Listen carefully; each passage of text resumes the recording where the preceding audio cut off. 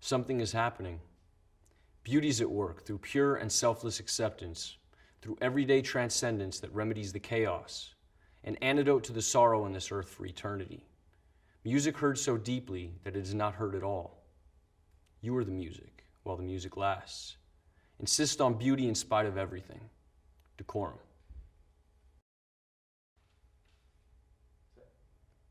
As I'm walking, I see you on your motorbike. I can see your blue eyes and nose peering underneath the crash helmet. But it's not you, it's just a man that looks like you. I'm disappointed every time. Every time I see a man on a motorbike, I think it's my dad. I'm not sure why this is. Sometimes I forget what your bike looks like. Everyone's eyes and faces look the same underneath black crash helmets. From a distance, everyone looks like you. Although soon I realized it's not. I remember you used to paint pictures of naked women in crash helmets. Their identities were hidden too. I always wondered who these women were. Their shiny black round heads like lollipops. Props. Who were they, Dad?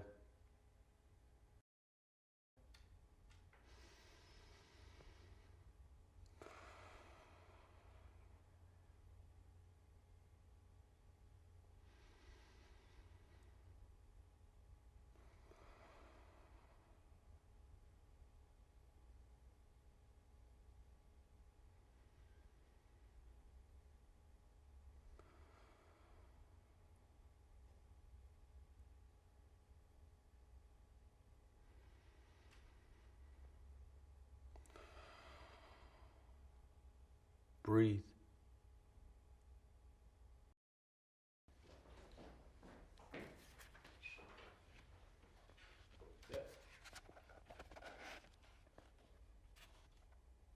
The Laughing Heart. Your life is your life. Don't let it be clubbed into dake submission. Be on the watch. There are ways out. There is light somewhere. It may not be much light, but it beats the darkness. Be on the watch. The gods will offer you chances. Know them. Take them. You can't beat death, but you can beat death in life sometimes. And the more often you learn to do it, the more light there will be. Your life is your life. Know it while you have it. You are marvelous. The gods wait to delight in you.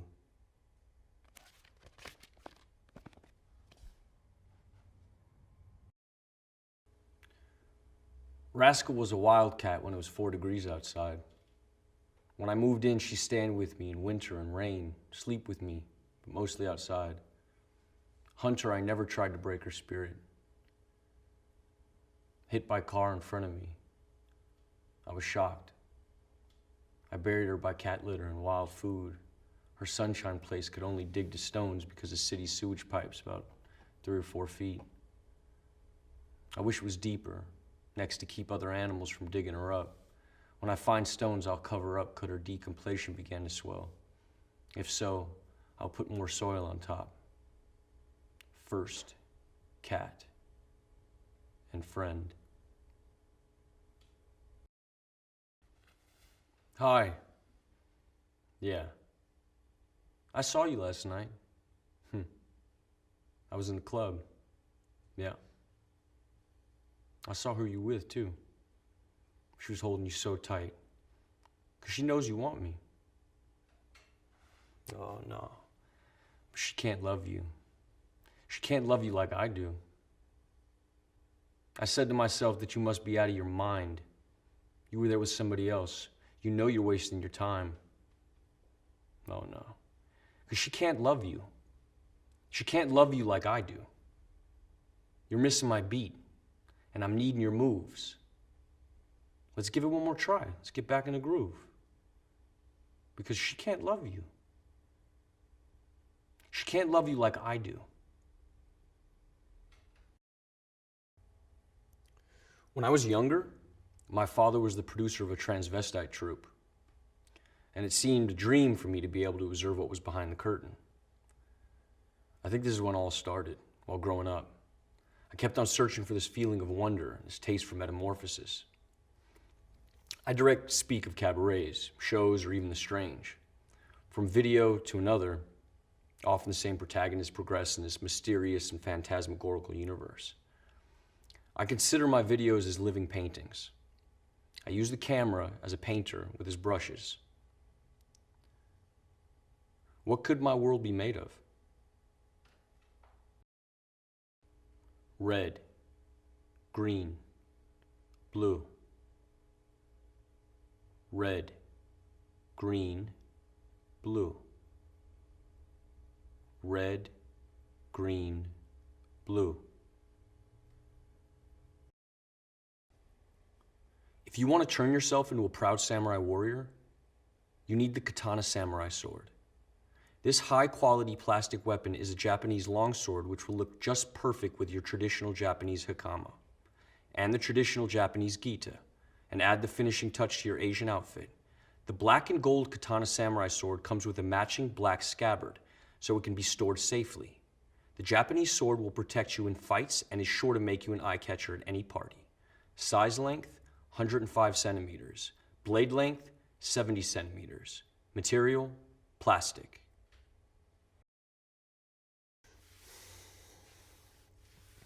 Yeah, so a couple years ago, a bunch of us went down to the beach, and we got there, and Coast Guard's running all up and down the sand, like, you can't get in the water, you know, screaming at us. And so we waited a bit, and then they went further down the beach, and then we decided we would go. Like, what the fuck? Why did we come here? So my buddy went down there, and he's like, all good, come down here, man. So I walked over, and we looked down, and we couldn't see it from where we were parked, but like when we looked down, we were really close. You looked down, and there was just all these fucking jellyfish, you know, like one every, like all over the place, one every 2 or 3 feet. And from where we were standing, you couldn't really tell if they were living or dead, you know? Because some of them were still moving, but then others were like just totally limp. So, tell me what it's like growing up in Singapore. Well, I had these really magnificent memories of my childhood, because we had these magnificent playgrounds. There was like these big watermelons, and I remember I used to climb to the top of the watermelon, and I'd rub myself on the ridges to give myself pleasure, you know?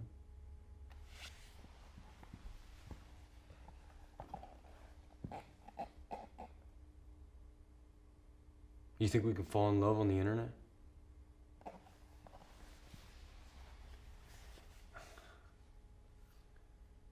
No.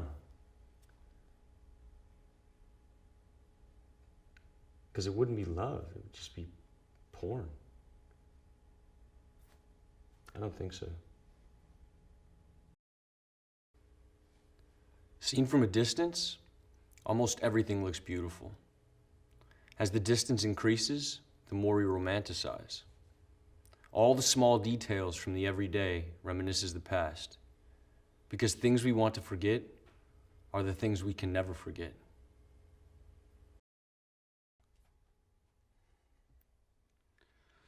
Do it! Just do it! Don't let your dreams be dreams. Yesterday, you said tomorrow, so just do it! Make your dreams come true!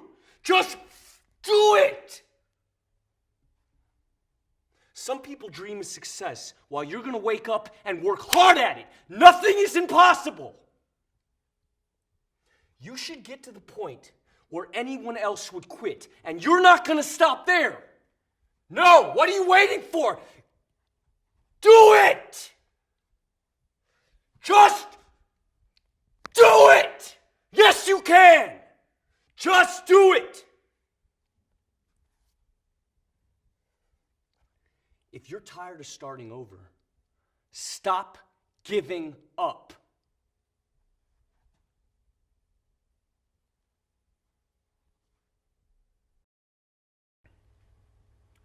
Emerging gaming technologies operate within a nexus of social relationships that characterize the modern world. These technologies enable a constant commentary which has become the quintessential quality of power, often operating as mechanisms that dictate our action and preordain our expectations. The work interrogates the cultural logic of feedback as a metaphor and material condition. It is live, cybernetic, reactive. Sensory data translated through visual and tactile apparatus. Disillusion of the virtual and corporeal boundary. Reorienting perspective of the existing in an alternative space and time. An avatar in symbiosis with the subject. Taking the lead in a continuous loop of action and reaction.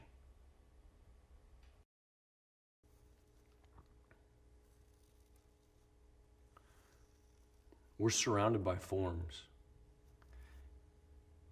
yet it's still so elusive, right?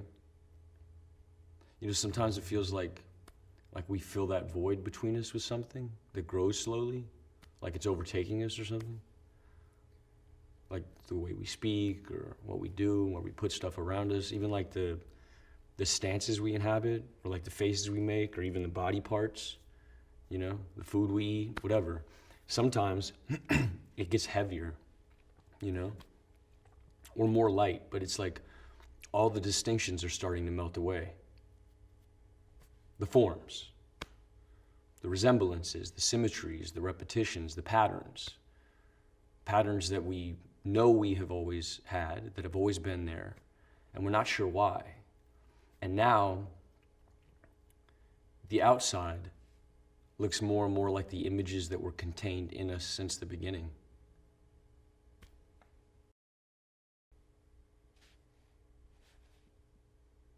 Hi, thank you for waiting.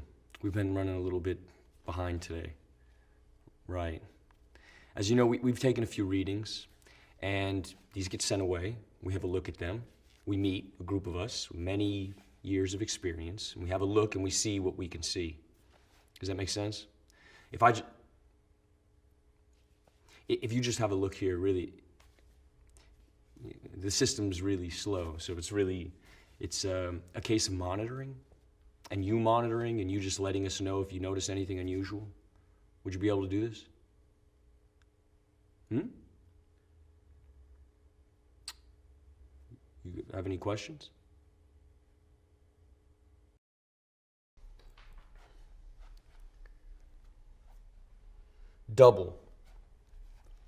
Double-sided, minds, different paths. One runs after sunlight, one follows the rising moon.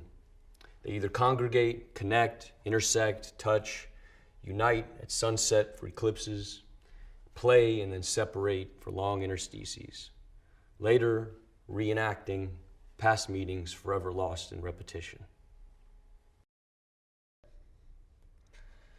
Ebb and flow, edging closer, expanding warmth, that point just before the pressure bursts, capillary rush, tension, resisting, each muscle, each limb, each breath under control for now.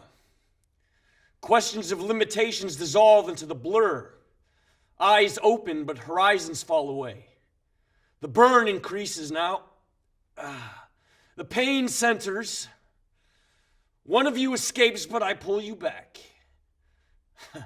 Duality. Existing only as a whole. Weakened by quivering joints. Lungs push for release. A struggle to hold on. Control surrendered.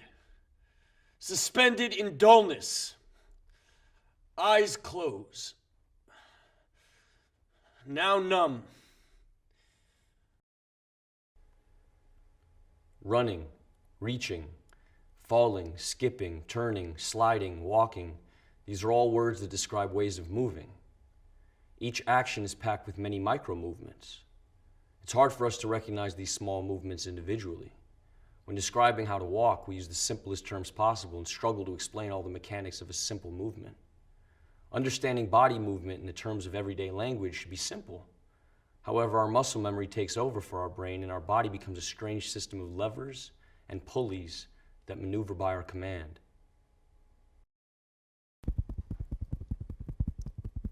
She sits. I squirt toothpaste in my mouth. I start to brush. She's looking at me, I look at her. I keep brushing whilst looking. Whilst I look at her, she looks at me, and I continue to brush, getting faster, getting harder. I start to gag. My eyes leak, and I still look at her. She looks at me, and I keep brushing, gagging. I feel like I'm gonna be sick. Am I gonna be sick? Gagging. Paste down my face, my hair, on my shirt, dripping. And I still look at her, and she looks at me. Enough.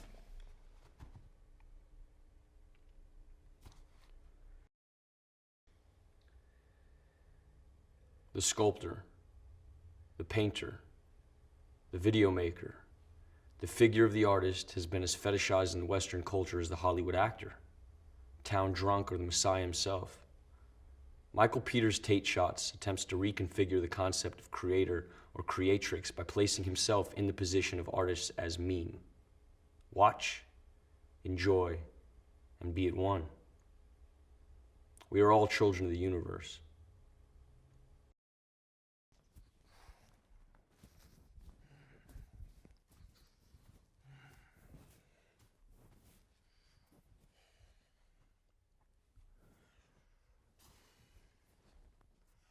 I fear the absolute. I fear my absence in the absence of all things. Belief in living has been contorted into this shortened life of contempt and predetermined imprisonment. And I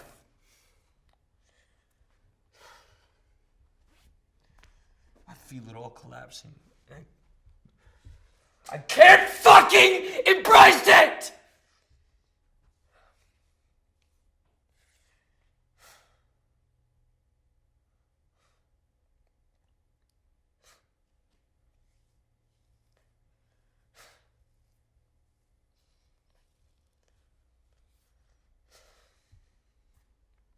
It's near, and here I stand,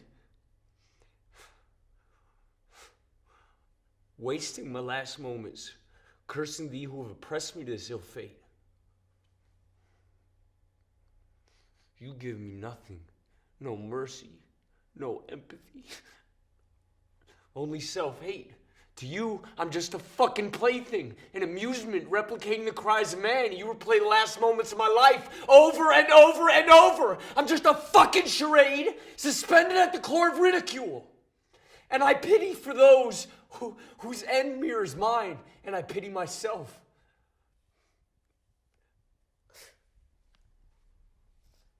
I'm helpless. Thank you.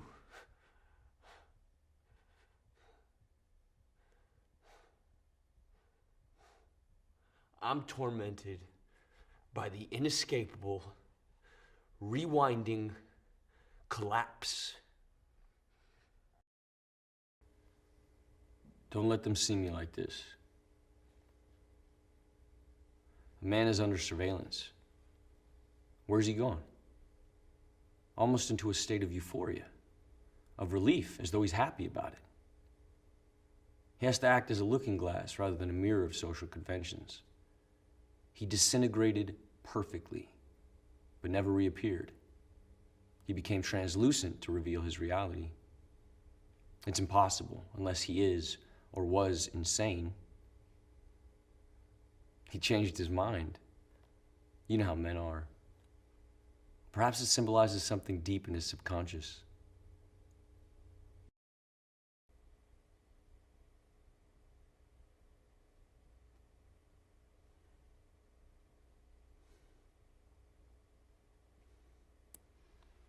Feeling genuinely upset. Tears level.